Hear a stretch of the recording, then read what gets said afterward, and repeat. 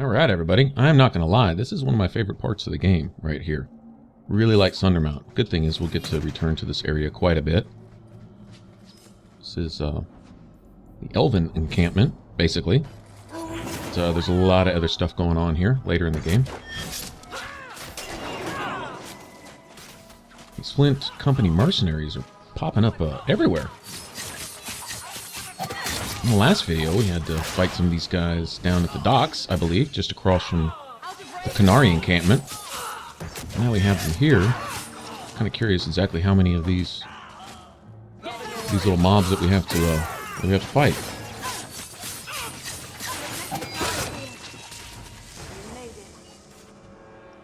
This keeps updating this duty quest. Maybe that's it. Maybe that was the last one. Regardless, they can keep bringing them on, because that's free XP each time we have to fight a group of these guys.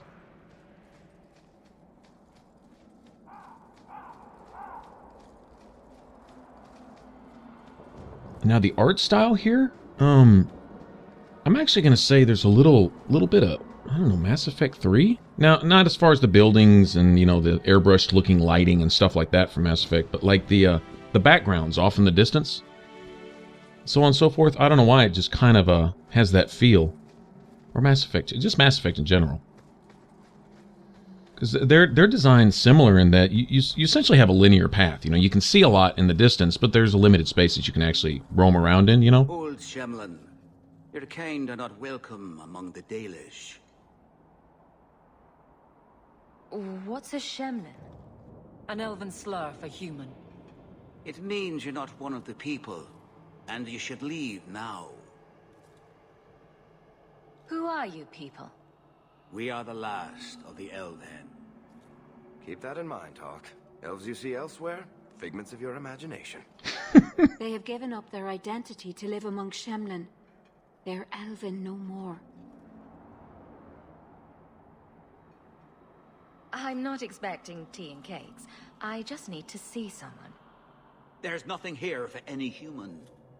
Wait. This is the one the Keeper spoke of. A Shemlin? I thought she'd be an elf. Enter the camp. Keeper Marethari has been waiting for you. Cause trouble, and you'll meet our blades, stranger.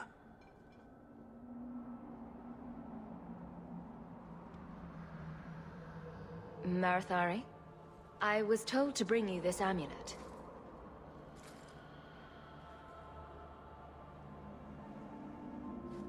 Andaranatishan, travelers.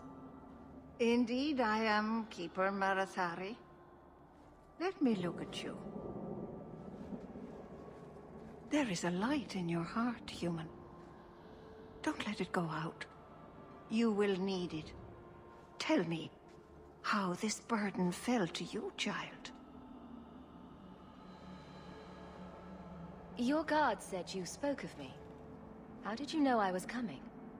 I listened. To the wind, to the birds, as the hunters do, to my dreams. I watched the stars. There is great wisdom to be found all around us, if you know how to listen for it. But I was not certain. Nothing is certain. Are you the leader of these Danish? Why did the witch tell me to bring this amulet to you? I am the keeper of this clan.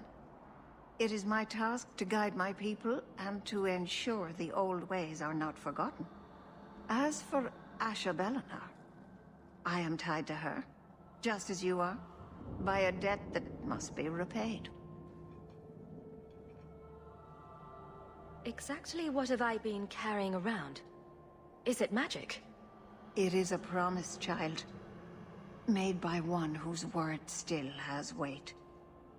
And therefore, it has terrible power. There are few things in this world stronger than a promise kept. Remember that. A dragon fell from the sky, charred some darkspawn, then asked me to bring you this amulet. No big deal. You are blessed by luck, then. I will pray that Mithal watches over your path. The amulet must be taken to an altar at the top of the mountain and given a Dalish rite for the departed. Then, return the amulet to me. Do this and your debt will be repaid. Are you going to teach me this rite for the departed? I will send my first with you. She will see to it the ritual is done. And when it is complete, I must ask that you take her with you when you go. Who is your first? First of what? Your people would call her my apprentice, or heir. Merrill would have taken my place as keeper. But she has chosen a new path. Please, guide her safely from here. If that's what you want. It isn't what I want, but it is what she wants. You will find Merrill waiting for you on the trail just up the mountain. Well, she's a far cry from Zathrian in Origins. Okay, now, did anyone catch what she said about Mythal watch over your path? We're taking Flemeth's amulet, right?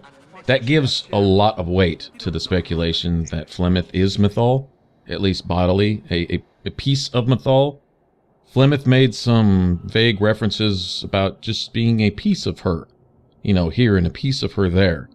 Being enough, I guess the essence of her spirit being enough to carry over, and if she is the ancient Mythal, worshipped as a god or goddess among the elves, and that's where it gets kind of vague with me. But if that's the case, then Mythal watch over you shows you that the Keeper here understands more than she would let on. Of course, why would she let on? We're outsiders. We're Shem, which means quick ones, which means we die fast, essentially. Whereas the elves used to be immortal. They didn't die naturally until we came along, essentially. Or said they would have us believe that it was all our fault. And some mud is thrown into that water in Inquisition as to just how it all really went down way back at the beginning. That perhaps the Chantry is misinformed, and the elven traditions that they passed along, what they think they know now, misinformed. Lots of hints from various different elves and stuff that what they call their history is nothing. It's posturing. It's just fancy dress. It has nothing to do with the way things really were, or facts, or anything else. So I'm going to run around here and grab some codex. But yeah, her little comment right there, her timely comment of Mythal, watch over you, guide you up your path, you know, as you go to deliver her amulet. Because it's her amulet. You know, it's essentially a piece of herself, which needs to be brought and given a new form or a new body. And we're about to go to a cemetery, so I wonder exactly what form Flemeth takes. Or takes over, so to speak, to incorporate herself into a new body so she can go off and do her thing. We'll see a little more of that type of stuff in Inquisition, and I might be relating two things that really don't relate, but that's how it seems to me. That's the gist of it, from what I understand, is the ancients, the old gods, or the old spirits that are hunted down by the Darkspawn to be corrupted, and of course they take the form of a dragon. Well, Flemeth, being essentially an uncorrupted form of that, from what I understand, more or less, you know, as far as Dragon Age lore goes. I don't know. Like I say, I'm kind of vague when it gets to all that, but we find out later that essentially why it takes a warden to kill an archdemon is because that corrupted old god, it can pass its form into another form. So the warden essentially having a piece of the archdemon in him or herself. I am Master Aveline, a crafter for this clan. Forced to stay so close to this Shemlin city, you can actually kill the archdemon, and that's the reason why. Are you a specialist? What sort of things do you make? A Dalish crafter does many things. We create weapons, armor, anything our clan has need of. I don't need anything right now. Right, so, okay, when a warden becomes a warden, you take pure archdemon blood, dragon blood, essentially, in with the darkspawn blood, and if you survive it, then life is in the blood. That's even a biblical term. Life is in the blood, okay? So they're kind of playing off of that here. And so you take that blood into yourself, and you, in a sense, have a piece of the life of an archdemon. Well, when a warden kills the archdemon, the first form that archdemon seeks is, I guess, what would be familiar, which would be itself in the shape of that warden, the one that takes the killing blow. But that archdemon does not find an empty vessel to fill there. And maybe it's something along the lines of the Warden Vow or whatever, but it essentially destroys that soul for good, or negates it, or something, or causes it to perish and go back to where it came from, sends it back to the Fade, or Uthanera, or some other, who knows, whatever. Not sure about all that. All I know is the Archdemon, the one that's leading the Blight, ceases to exist, and that's how the Warden does it. We'll get more into that here in a second. Maybe Merrill will tell us something. She's one of my favorite followers, actually. I see her in a new light, believe it or not, after Inquisition. Don't quite know why, but that picture's going to take better shape as we play along here, I think. That's why I view her a bit differently now.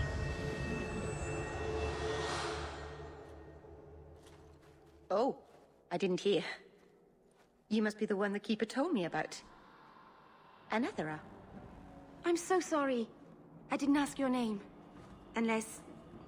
It's not rude to ask a human their name, is it? I'm Merrill, which you probably knew already. I'm rambling, sorry.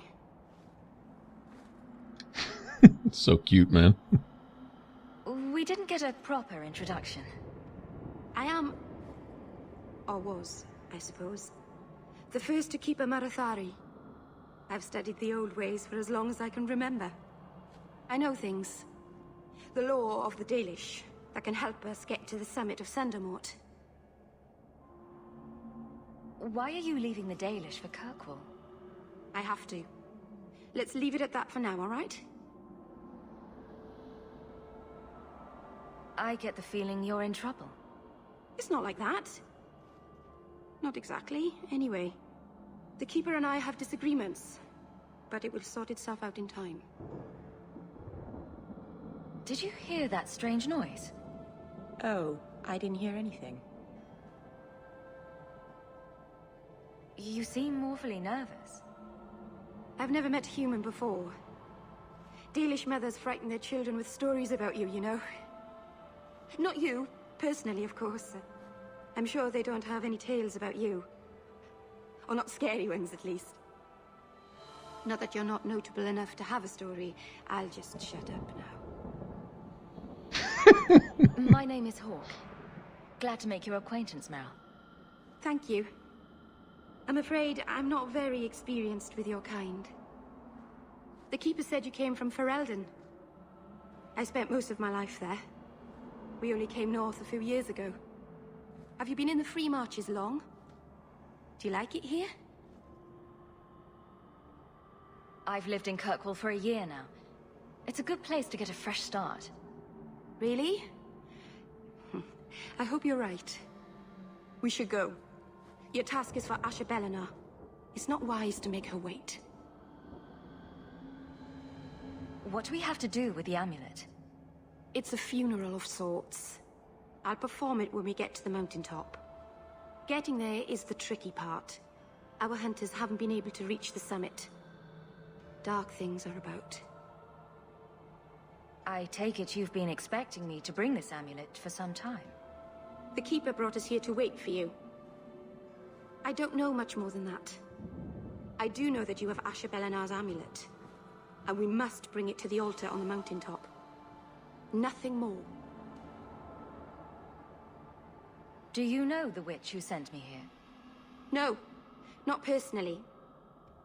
My people tell stories of her, though. You're very lucky. Most people who meet Asher Bellinar wind up in little pieces, hanging from the trees. Let's get this over with. Alright, so we'll begin our trek up the mountain. A funeral of sorts, and that, once again, this is a good place to save right here, by the way. Leads me to believe again that essentially what we're doing is we're delivering Flemeth's amulet so she can take on a new form from any one of the bodies, such as something like this right here, one of these corpses, animated corpses that we're fighting, or whatever. Yeah, anything like that. And that form will take on her appearance. She will transform it and use it as a vessel of her own. I think some of Morrigan's fears in Origins weren't totally correct. She was misinformed. She was putting the wrong view. Like, her whole thing was that Flemeth was going to use her. The Keeper didn't mention you were a mage. All Keepers know a bit of old magic. The stories tell us that all elven once had the gift. But like so many things, it was lost. It's a keeper's job to remember, to restore what we can. Please keep turning skeletons into toads for us. But I never... Right. Not literally. Happy to help. I've done a little fighting before, but it was always alone. I'll try not to hit anyone. On our side, I mean. I'm babbling again. Let's go. She's awesome, man. She really is. I may actually switch up my romance options here. I normally romance Isabella, but I may romance Merrill in this one. Just because she's, like I say, I'm seeing her in a new light. I may be wrong, but I don't know. We'll play along. I'll try to catch things that she says and stuff. But how she would be viewed badly in some ways, I don't think are necessarily right. I don't think she's wrong like we may think she's wrong, type of thing. So I don't know. We'll see.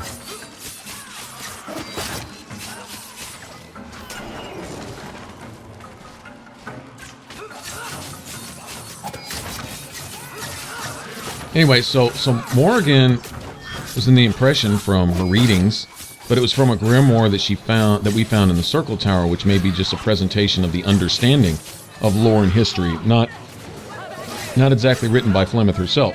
Maybe just about Flemeth type of thing. I'm not sure, because the grimoire we find in Circle Tower and Flemeth's actual grimoire itself are kind of two different things. I think. Anyway, Morgan was afraid that Flemeth was essentially at some point going to kill her and take her body for her own.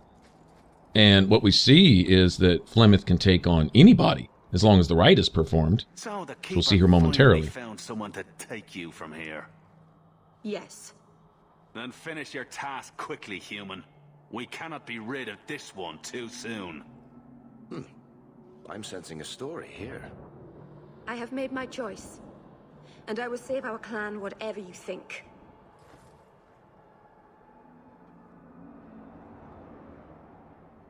Sundermount seems very mountainous today, doesn't it? Lots of rock and hillside. Oh, nice weather we're having. I didn't mean to. Let's go. We should hurry.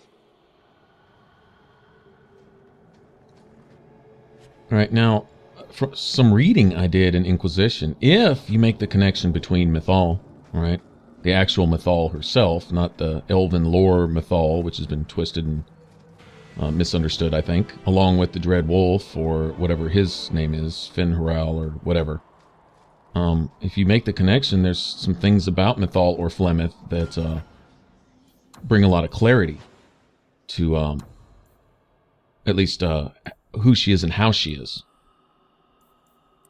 There's a like a mosaic piece that you can read in a temple towards the end of the game that says much of Mythal and how she deals with people, and she being like a judge of men's hearts type thing. Man, I have a real toss-up here. I want to upgrade this for the force bonus you get. It'd be nice to start knocking some of these archers on their ass instead of just having them stand there and take it. But this is, once again, like the poor man's assassinate. Definitely serves its purpose. It's a great active ability to have.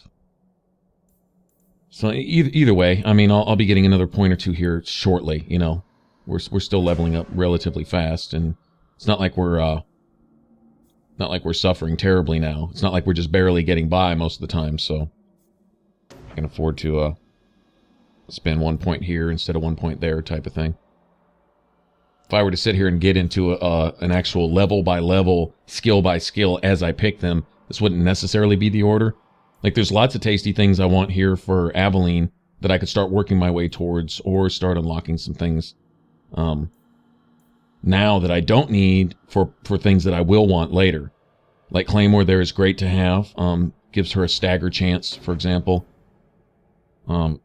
Different stuff, so...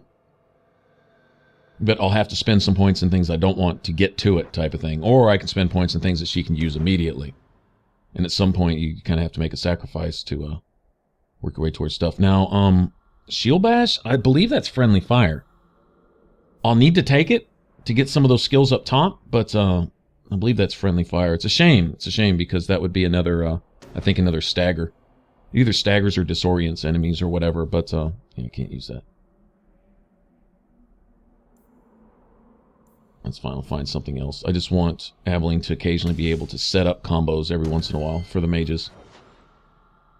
As well as maybe capitalize on a combo, especially later on. Once, you know, she's got a nice healthy pool of stamina and enough strength to actually do some damage. I'm actually leveling up her strength along with her constitution right now to where she can equip some of the better weapons. It's the basic idea, and then we'll start just dropping everything into constitution for her because we want her to be as tanky as possible. This buffs the entire team, actually, and she's like a battery. She can just sustain that as long as she's alive. If she gets knocked out, it doesn't do us much good, but... Alright, let's see.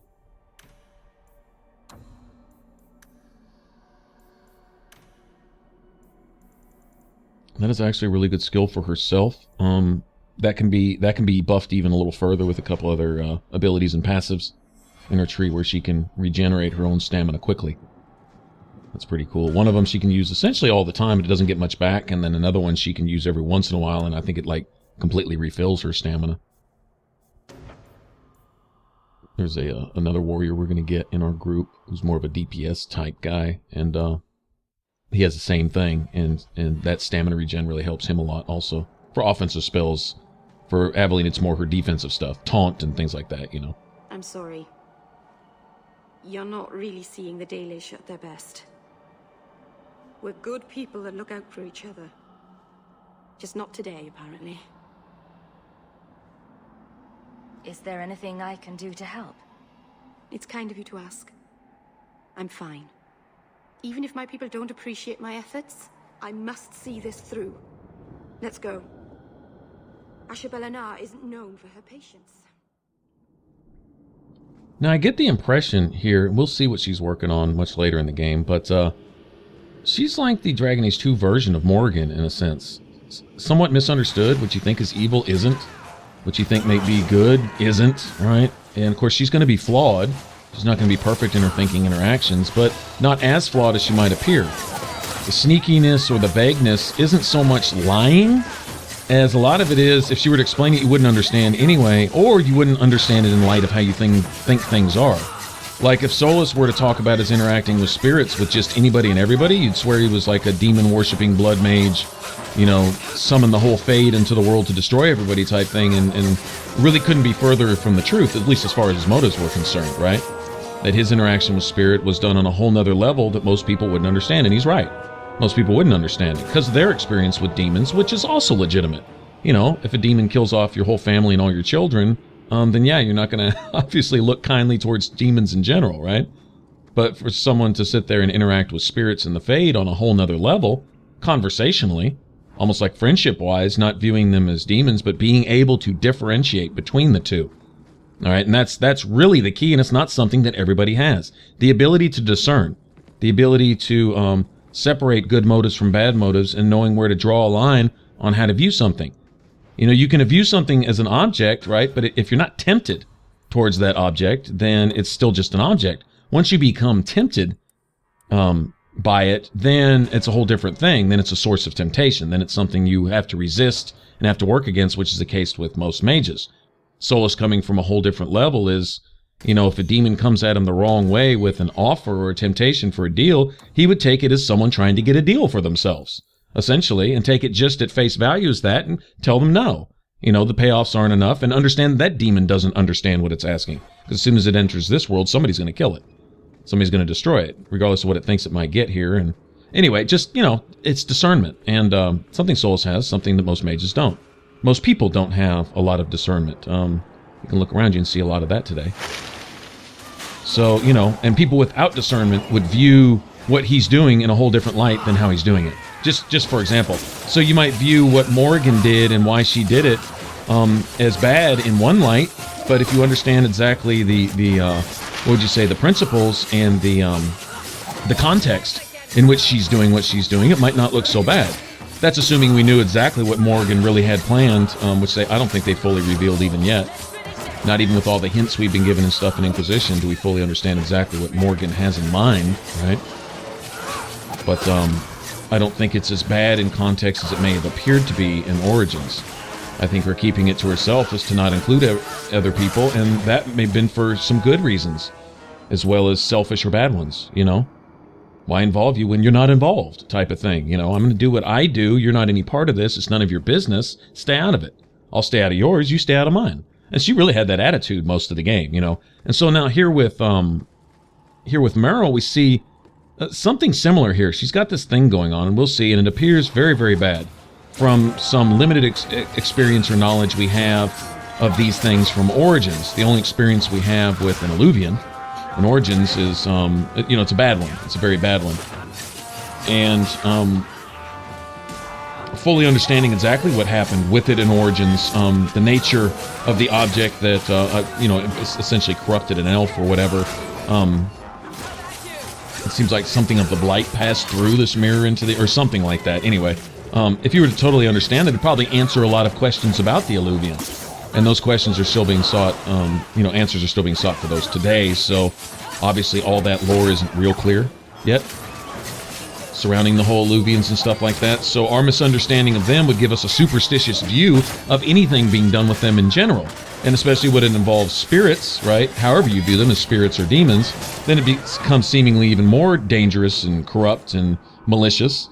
And it may be not. You know, it just may be the way our superstition views it. Our inability to discern, you know, once again. So all points to consider is that sometimes there's another viewpoint to look at something from, right? Other than your own. You know, the way that person's seeing it and their motives, even if they're in error, might not be as bad as they appear from the surface based on how you're looking at something. And that all sounds real confusing, but, well, that's human nature. It is confusing like that sometimes. So anyway, so Merrill, I guess, is our Dragon Age 2 version of Morrigan, in a sense. So I'm actually going to strive to appreciate her and understand her a bit better and view her in somewhat of a different light, if possible. Like, here's our first hint that something's not quite right.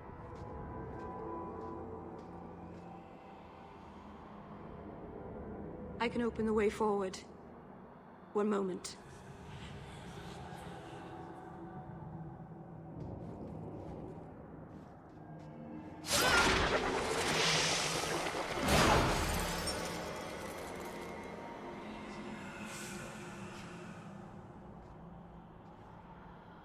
I felt the veil shift. You called something here. Are you insane? Yes, it was blood magic, but I know what I'm doing. The spirit helped us, didn't it? Well, Sure, demons are very helpful. Right up until they take your mind and turn you into a monster. Well, yes. But that won't happen. I know how to defend myself. Be careful up ahead. Restless things prowl the heights. In the days my character's like, well, okay. The others came here to sleep. Uthanara. The endless dream, they called it. But they don't sleep peacefully anymore.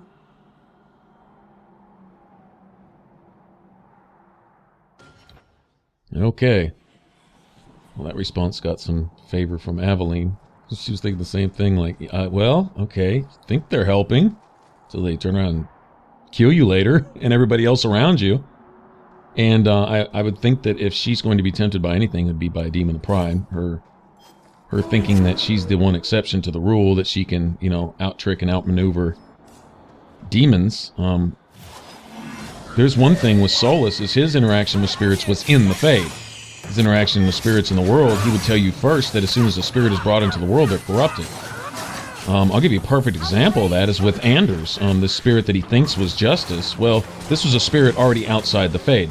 So we know if Solus knows what he's talking about, then that spirit would be altered by nature in the first place. And even that spirit in its own mind, being somewhat of a person, just a person without a body, right? It might have thought its motives weren't bad, that it could still be of some use and helpful.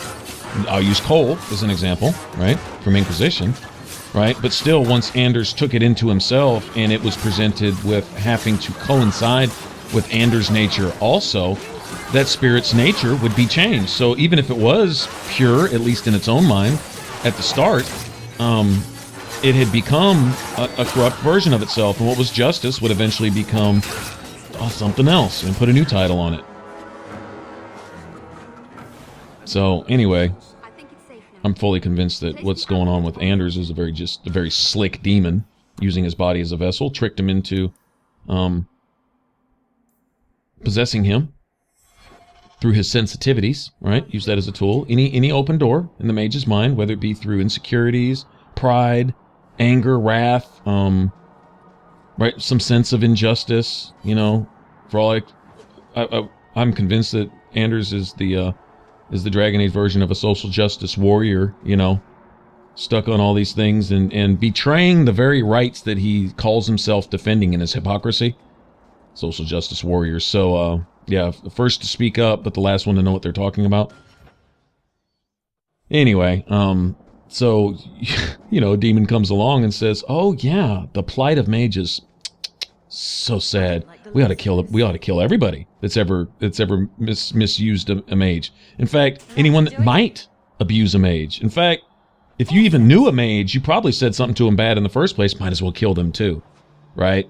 I mean, you can just see it, the complete setup, and Anders, of course, just being a complete tool. And for those of you who are really big fans of Anders, or even romantically involved with him and find something there to be attracted or whatever, I'm sorry, you would have to ignore those facts to still favorite that guy, honestly, based on not just who he is, how he acts, considering he's a rapist by conversation, right? You can't ever tell him the truth without offending him in some way. You can't say, "No, I won't let you do something to me with your penis." You can't tell him that without him getting his feelings hurt. Okay, there's something really wrong there. And then his actions, of course, much later. I know the end of the game, and it goes beyond even talking about then. That he's so out of line, doing the very thing he quote unquote has been fighting against in his social justice warrior hypocrisy. There you have it. But dressed up with maybe pretty words and overly sweet, friendly speeches. Yeah, not convincing to me. Perfect, ripe soil. Fruitful ground for a demon to take root and do his thing. And covered up with the mask of, you know, seeming harmlessness.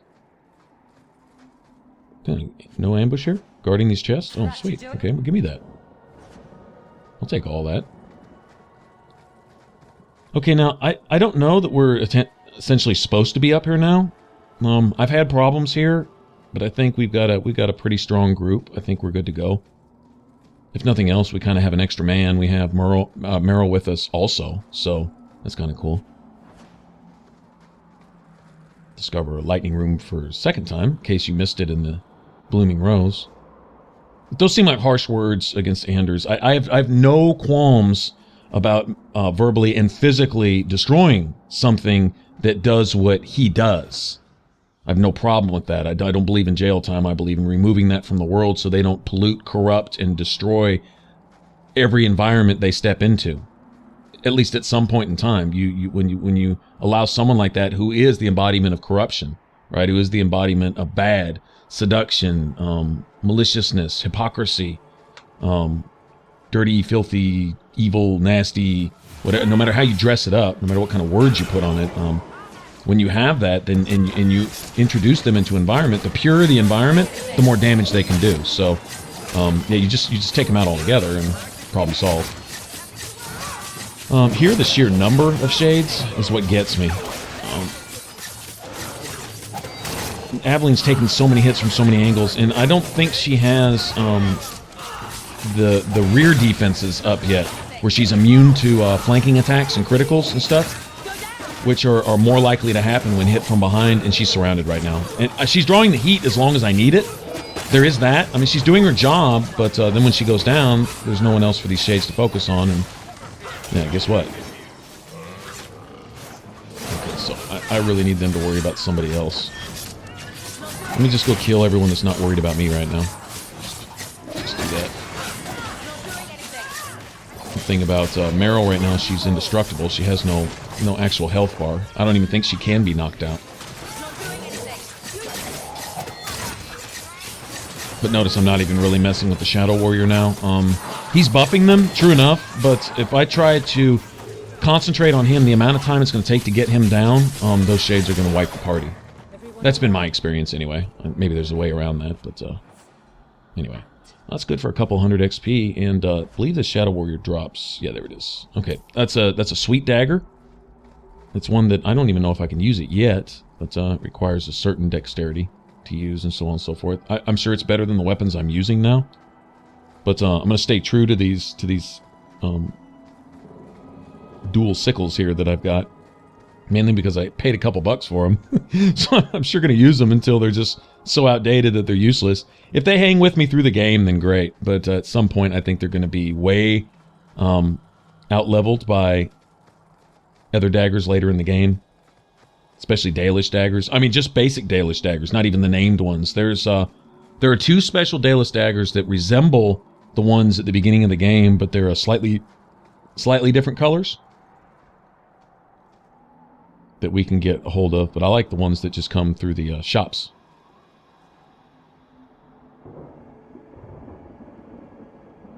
Aharin amalana salin. Emma ira au bella seviranan. Isalahamin vinanhim dofilas. In Uthenera narivas. Well, there's the word Uthenera. Is that where Flemeth was called from? Is that where she's been chilling, so to speak? Amulet is somewhat of a gateway, maybe? Something? And here we are. Under Anatishan Ashabalana. One of the people. I see. So young and bright. Do you know who I am, beyond that title? I know only a little. Then stand. The people bend their knee too quickly. So refreshing to see someone who keeps their end of a bargain. I half expected my amulet to end up in a merchant's pocket. Well, I couldn't sell it. No one wanted to buy it. Yeah, I got to. Maybe because it had a witch inside? Just a piece. A small piece, but it was all I needed. A bit of security, should the inevitable occur. And if I know my Morrigan, it already has. Is that someone I should know? She's a girl who thinks she knows what is what better than I or anyone. And why not? I raised her to be as she is. I cannot expect her to be less. I'm not sure whether she's your daughter or your enemy. Neither is she.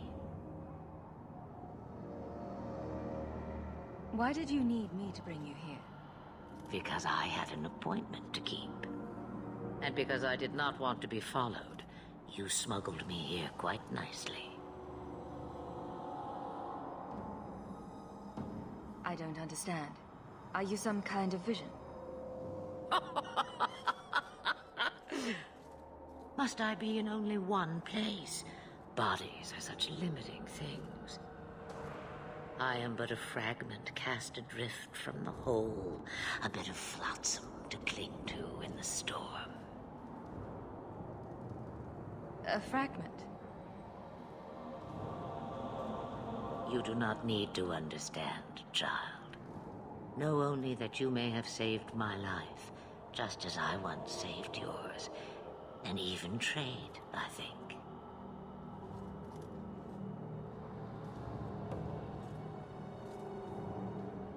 You have plans, I take it.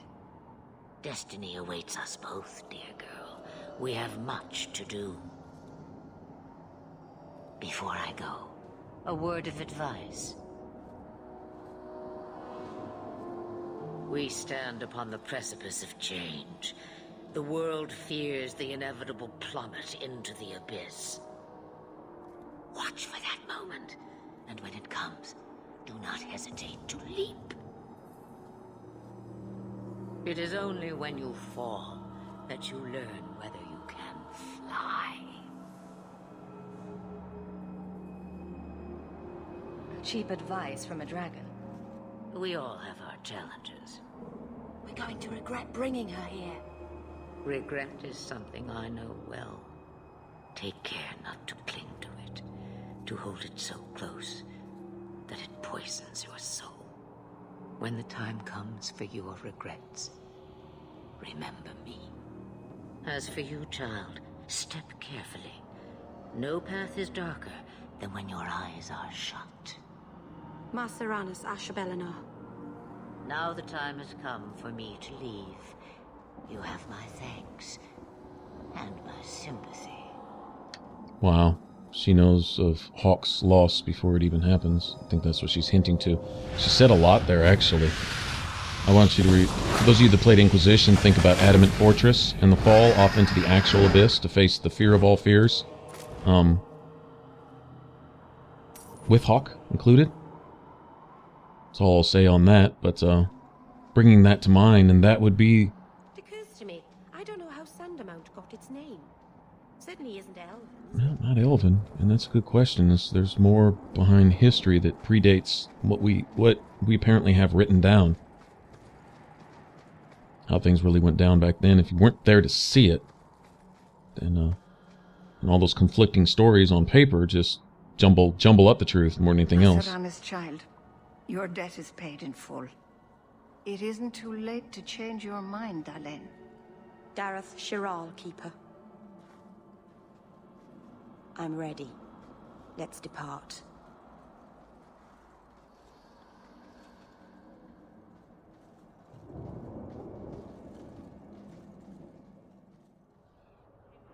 Elganon. Is this really where the elves live? Not the prettiest part of Kirkwall, but it doesn't have a view of the giant chains.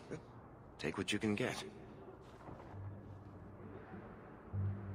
I didn't think it would be so... I've never seen so many people in one place before. It seems so lonely. You already know me. You'll make other friends soon enough. Guy. Thank you. Thank you for everything. For all your help. Will you come visit me? Not now, of course. But maybe later. I could use a friend. Of course. But only because you used that "you kicked my puppy" voice. Thank you. Oh, I'm thanking you too much, aren't I? I mean it, though.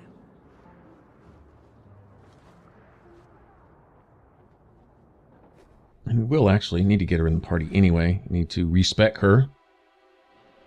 All of our companions from this point forward need to get them to drink a respec potion and get skills back that they're either not going to be using or can't use because they're friendly fire or they're just an absolute waste. So here she is. Might as well go visit her in her house too while we're at it. Good to see you again, my dear. Start trying to gain favor with them as soon as possible. I didn't think you'd come. I'll find something relatively clean for you to sit on.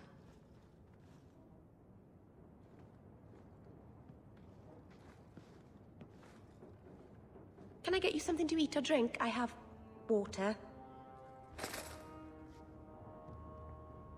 I came here to see you, Merrill. You don't have to fuss over me.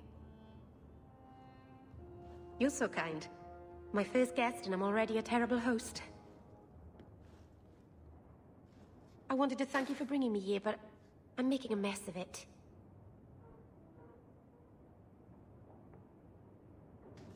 I'm sure I could think of a better way for you to thank me. Well, of course you could.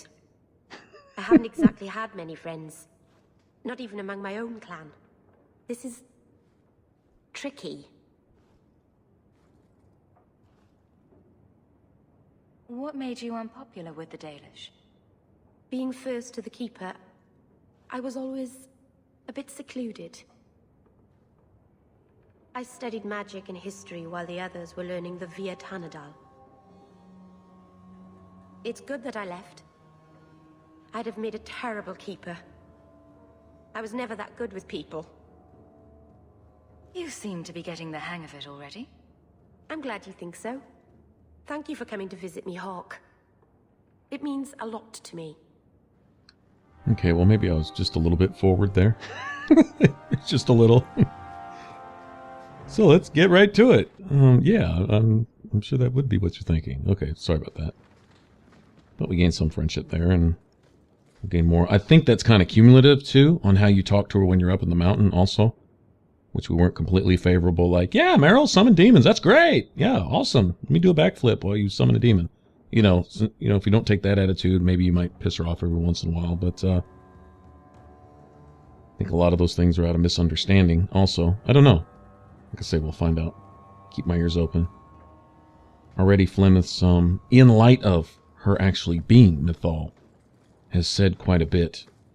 And just her presence there and how she came back. And, kind of wish I understood Elven so I could, translate what all Merrill said in that little chant or whatever before she summoned Flemeth back through her amulet. But Uthanera or something is some realm other than the Fade, or something. And like I'm totally vague on that too, but there's something to be said about that in Inquisition a little bit. Morgan even takes you to a place that's, I guess, similar to that, or leads to that, or there's a crossroads between that and who knows how many other Fades or realms or planes or whatever. I don't know. I think BioWare is planning on making more than just, one or two of these. Plan on extending this out a little bit. And you know what? I think I'm going to even up. Now, what's really cool about Merrill is she draws her magic if you use her strength, which is as a blood mage, essentially, as a keeper, okay? If you use her strength, she draws her magic from Constitution, so not only does it give her some survivability, right? Makes her almost a lot tankier, anyway. But it gives her almost unlimited spell castings, essentially. Because she doesn't kill herself by casting spells, not like a Reaver, okay? She essentially used the health pool available to cast the spells that she has, and so she becomes literally like this supercharged battery. And she's definitely DPS. She's definitely more of that than she is support mage. She's not going to do any healing. And I think the trickiest part about her is making it to where she can heal herself. Because, see, here's the problem. Okay, so she uses mana to activate her sustained abilities, okay? And she draws from her health to cast spells, as long as you have her blood mage ability, her little keeper ability, whatever you want to call it, active, okay? So, essentially, her mana pool doesn't really count on anything but sustained abilities, and then everything else runs off her blood, right? But, problem is, as long as she has Blood of the First active, she can't heal normally. In fact, there is even a healing spell. I think it's Death Siphon in the Spirit Tree, if I'm not mistaken. But that doesn't even work. Okay, she can't use that either. Now there is one really, I call it a weak healing spell that she has. It's an upgrade to a sustained ability. I think Wrath of the Elven, to where she eventually becomes this swirling mass of, blood-sucking roots that basically surrounds her as she walks around.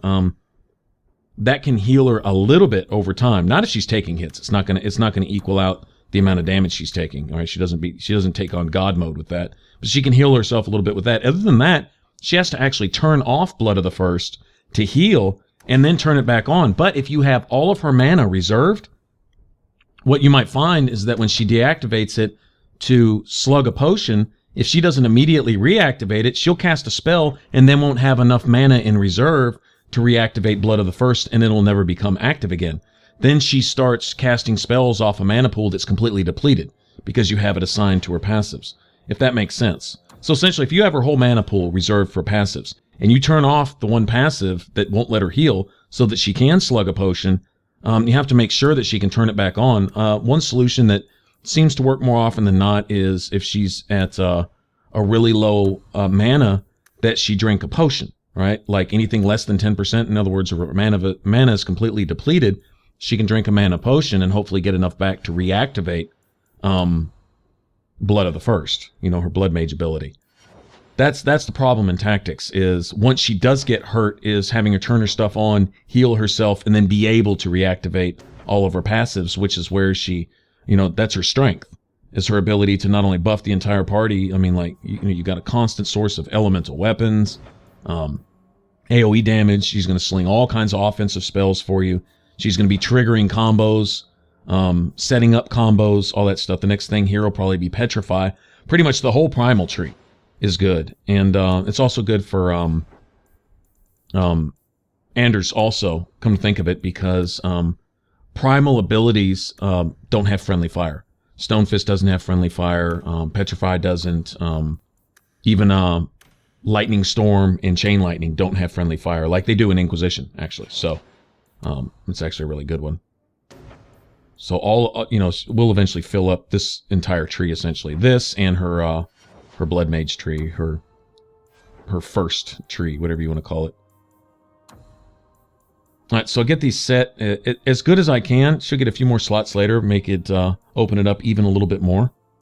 But she's going to need lots of slots because she can do a lot of stuff. She is one of those where her mana pool is there as long as she's alive, essentially.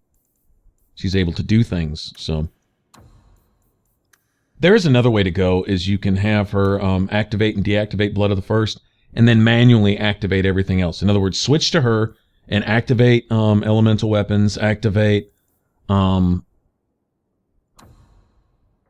armor, activate whatever else, Wrath of the Elven. And now once you have Blood of the First active, okay, she can activate all of her sustained abilities, because what it does is it draws off the percent of mana she has left, right? Even if you get down to 2 mana, the last active ability only requires 1 mana to sustain, let's say, for example. So as long as she has at least 1 in her mana pool, she can sustain all active abilities, because it doesn't take a certain amount of mana, it takes a percent of her mana reserve to keep those sustains going. So you can take every sustained ability and essentially every tree that she's got and have them all active, and she can carry them because she relies on her blood to cast spells as long as Blood of the First is active. That's the beautiful thing. But once she has to deactivate it to heal herself, say she starts getting molested, all right, then the problem is reactivating all of those, especially mid-combat, in order before she just turns around and dies again anyway, because if she's already taking the heat, all right? So the AI is going to do that a whole lot faster if you can work it right, in that find a way that she's able to keep enough mana to restart all of her sustained abilities. Blood of the First is the main one, and it takes up 50% of her mana reserve in and of itself. So she has to have 50% of her mana available to reactivate it once she's healthy, right? So between her deactivating it, healing herself, and reactivating it, she can't afford to cast a spell. As soon as she casts a spell, she's going to lose that mana, and she's going to keep casting spells because you have them set in her tactics. All right, and so she may never heal herself in that case. So it's tricky. We'll see how it works if she starts just dying all the time and not being able to get back up, because Anders can't heal her either. She has to rely on her ability to heal herself with the Wrath of the Elven slowly but surely, or else just get ignored altogether. She just doesn't need to be taking any fire. And that's the problem, is she's putting out so much damage that she's going to draw a lot of heat. She's going to draw more hate probably than anyone else in the party at some point, because she's going to be doing a lot. Keep her at ranged so she'll back off, and she can even kite enemies sometimes a little bit, but if you're in a closed-in space, a couple places I can think of in particular, it gets pretty nasty. All right, so anyway, things to consider.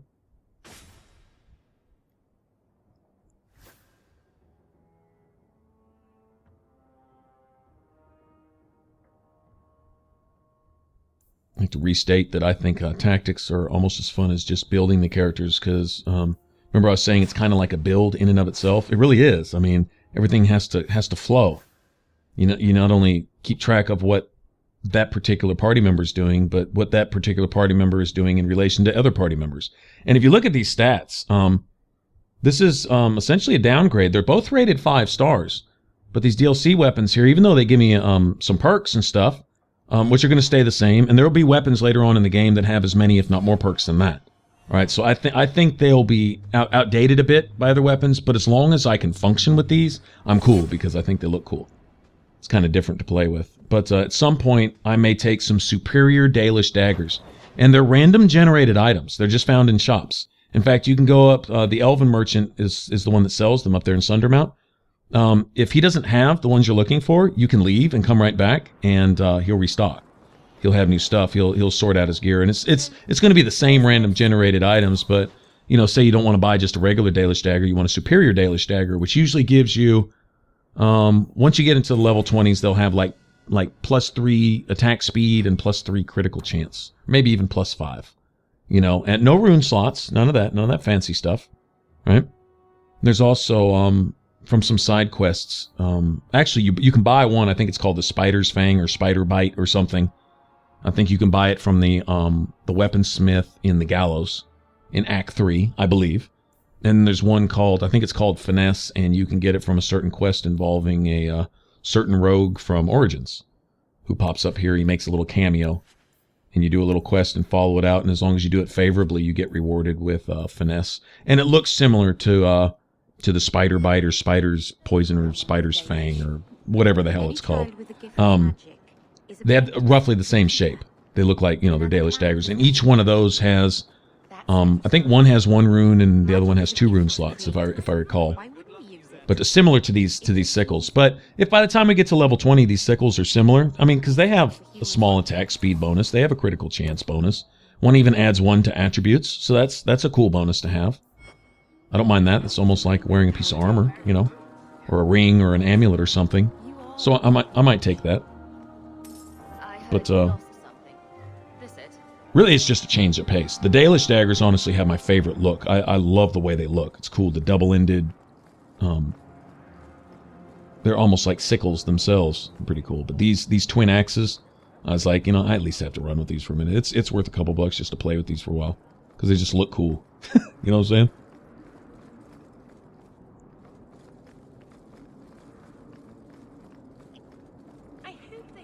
Right, I think we have, I think we still need to finish off Aveline's. You know, when we went and messed up that ambush for all those raiders. Now it's time to upgrade this. Okay. Where's it at? Oops. Okay, now I need to start working on this also. And this is where, you know, it's like, do I do this or do I do that, you know?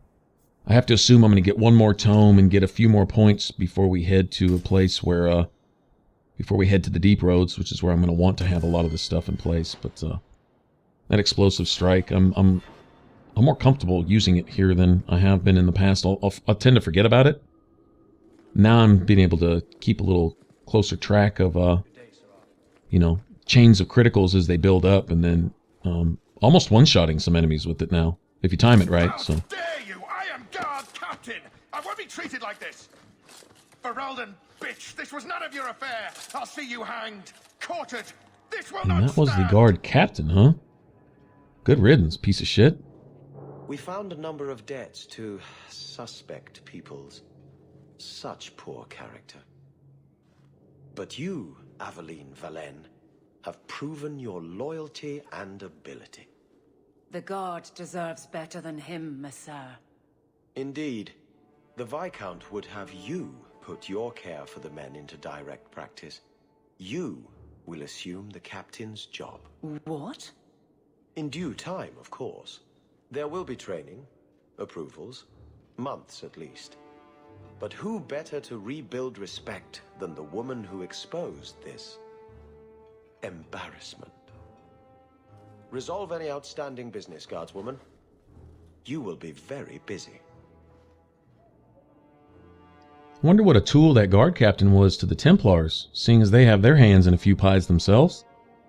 Lots of corruption. Sure their paths intercrossed somewhere.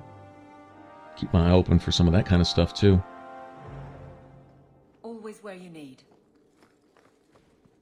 Not much room in the barracks, but there's nowhere I'd rather be.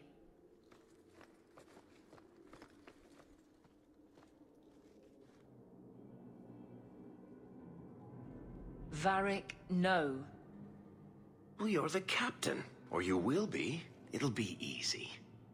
I'm not petitioning the Viscount to help you steal ownership of the Hanged Man. Steal? Madam, you wound me. I'm about to. Oh well. It's worth a try though. Big changes are coming, huh? Captain of the Guard. Thank you, Wesley.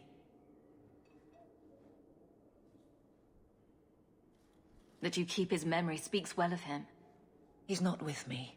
I know that. Wesley's at the Maker's side, or he's not. Either way, he knows no pain. He seemed a good man. For a Templar. I'm sure he's found peace. What I keep is that moment. I won't let anyone down like that again. Bethany has a lot of class. I don't see how you can take the blame for the Darkspawn Horde. I put him to the sword myself, Hawk. Well, there is that. I know in my head that it was right. So did Wesley. But in my heart, that cut was cruel. I can't imagine the captain of the guard will like wandering in my shadow. It's not like this job means we're on opposite sides. The good you do, it seems rather appropriate. Besides, I'll be making the patrol schedule, and I don't intend to lead from a desk. It's good that you can stay with me. I need you, Aveline. You've been grand through all of this. A true friend. Captain of the Guard. Thank you for helping me get here, Hawk. It's where I should be.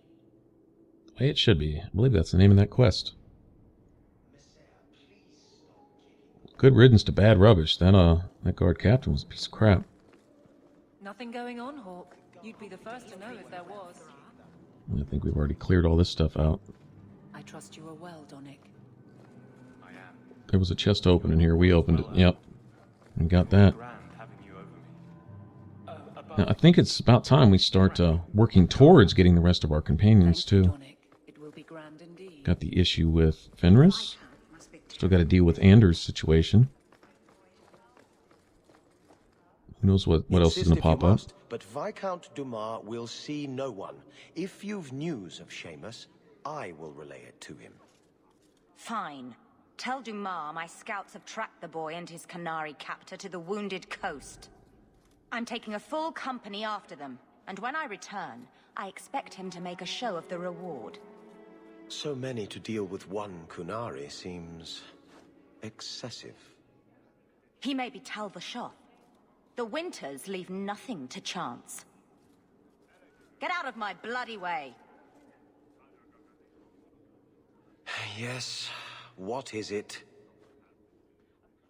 If this is about a rescue, that woman did not seem the type. She is the type I feared we would attract.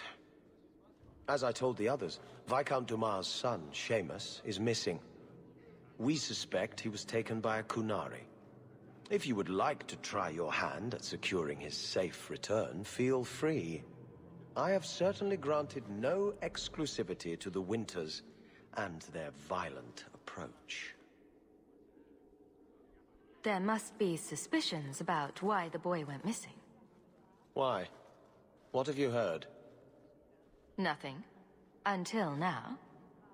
There is truly nothing known. He is gone. And there have been sightings of a Kunari. The only complication is that Seamus is known to be of a sympathetic mind. He may have placed himself in danger, but it is danger nonetheless. The Canari are not wild in the city. Petition their leader for the boy's return. The Arishok has declared that it is not his role to do so.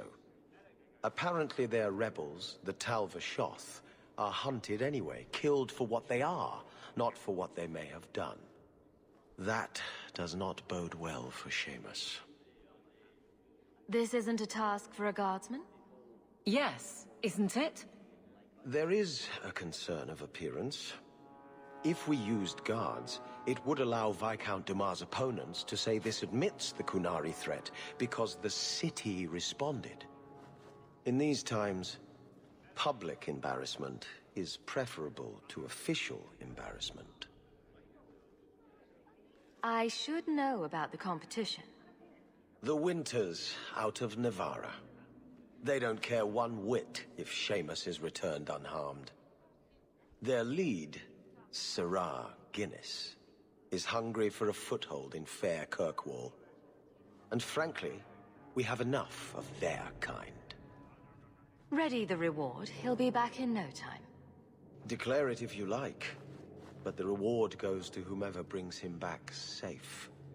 A discussion you are welcome to have with the Winters, should you encounter them, on the Wounded Coast.